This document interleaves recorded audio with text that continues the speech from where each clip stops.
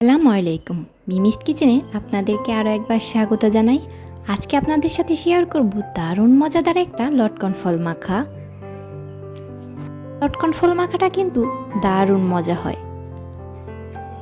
চলুন তাহলে রেসিপিটা দেখে নিই। এখানে আমি লটকন ফল নিয়ে নিয়েছি।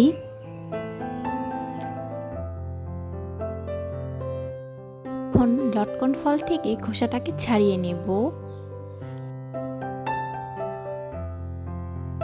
ফলটা কিন্তু মাখা ছাড়াও খাওয়া যায়, আর মেখে খেলে কিন্তু খুবই ভালো লাগে।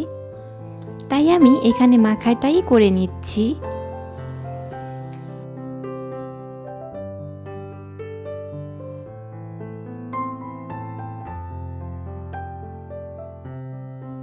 দিয়ে দিচ্ছি আগে থাকতে ভেজে রাখা শুকনো মরিচকে একটু গুঁড়ো করে। দিয়ে দিচ্ছি স্বাদ মতো বিট লবণ।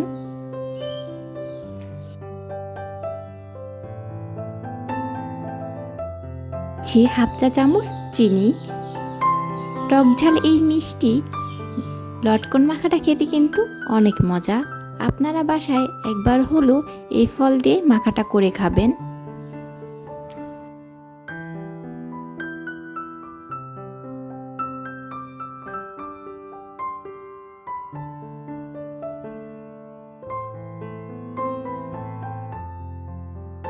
খুব সহজেই তৈরি হয়ে গেল লটকন ফল মাখা।